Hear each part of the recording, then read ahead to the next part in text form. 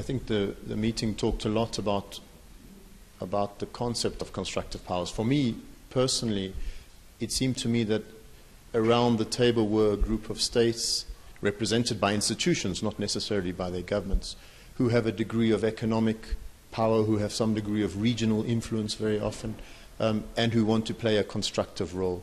So I don't think that it's the definition of a constructive power is necessarily very well demarcated in the context of the meeting. But it's clear that these are players who have some degree of influence, who wish to be innovative, who may wish to change policy debates, who may disagree on certain issues but agree on others and may want to work together.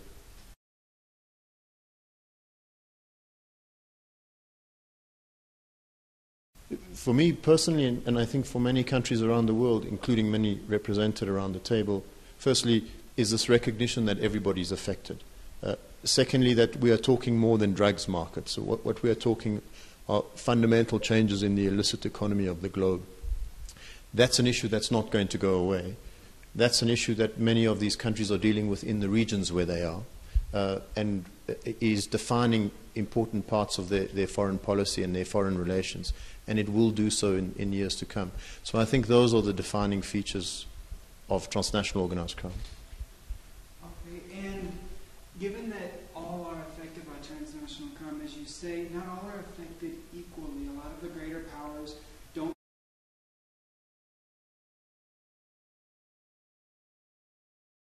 I think there's a lot of value in the constructive powers as defined by the meeting, talking to each other about their own experience. I think there are various commonalities. They all face different forms of criminality. Drugs is a common issue, but clearly for Mexico it's a very serious issue. For other countries it may be a range of other issues, environmental crime, for example. In all cases, I think the countries face a number of common challenges. Firstly, the requirement to cooperate with states which are often weaker than themselves, often very small. They may be relatively dysfunctional states. The second is that the institutions, or the criminal justice institutions, in many of the constructive power states in the meeting may in fact have challenges of capacity themselves. So I think there's a lot of common problems and issues where exchange of information would be valuable. I think to add something very important here, because many people sitting around the table, including myself, are representing research institutions or universities. And I think in some ways that wasn't discussed enough. The fact is that the research agenda in this area has not been advanced as much as it could.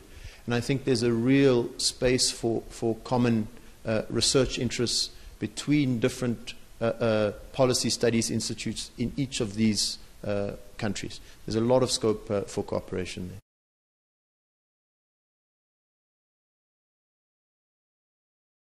Well, I think in many of the countries, these are active democracies. So research institutions, civil society, universities are the place where ideas can be thrown around, where there can be space for debate, where there can be many perspectives represented. Often in the context of government, there's not time to think around policies. That it's the immediate pressures of managing crises or managing very difficult circumstances. And so to provide a variety of policy inputs from different perspectives. And from my own personal perspective, I think that's the importance of this kind of second track diplomacy which the meeting represented.